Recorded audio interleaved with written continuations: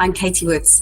I'm a director in our Global Corporate Reporting Services team, and I'm back here with our weekly update on what's going on in the world of sustainability reporting, really focusing on the International Sustainability Standards Board. So what am I going to cover this week? Well, I thought it'd be good to cover the November ISSB meeting, the International Sustainability Standards Board, as well as to give you a bit of an insight into what we have issued in the way of content over the last few months, and really focusing on one of those bits of content. So let's start with the ISSB discussion. It took place on the 15th and 16th of November 2023. And focused on two areas where the board had asked for and received feedback. The first is on agenda priorities, so what they should focus on next, and then the area of digital reporting, so digital taxonomy and the way in which reports should be tagged in order for users of those reports to easily get understanding of what's in those reports.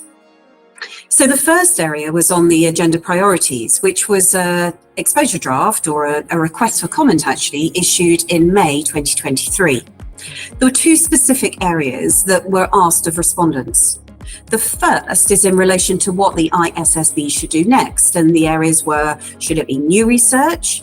Should it be implementation of the two standards that they'd issued, IFRS S1 and IFRS S2, covering all other areas and climate respectively, research on targeted enhancements to those standards, or indeed enhancements to the Sustainability Accounting Standards Board, the industry standards, the ISSB standards. But the agenda priority paper actually went further than that and asked if new research should take place, what areas should they cover?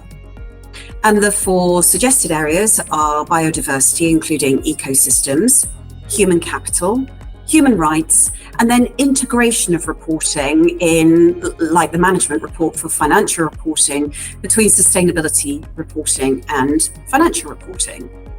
The summary produced by the staff really just summarised what had been received in the way of responses to the request for comments. And so there wasn't any particular request for conclusions from the board.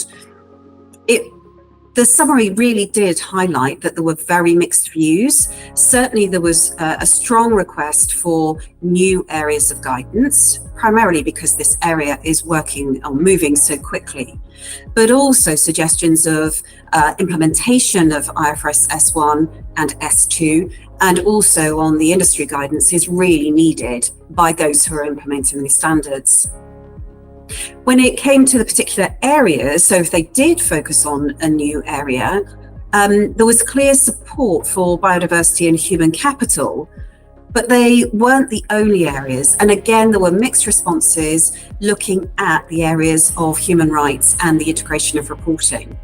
So as I said, the board weren't asked to come to any conclusions, but certainly the summaries were helpful to see that there is an awful lot that is wanted or needed by those who are implementing the standards or looking to implement the standards.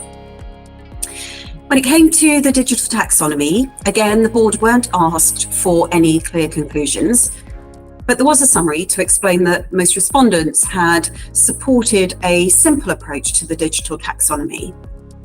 This is an area which is ever expanding and ever more information being given, but it'll be interesting to see how it's linked to more qualitative disclosures than perhaps trying to identify particular disclosures that are currently in financial reporting, where you've got a well-established process of reporting information.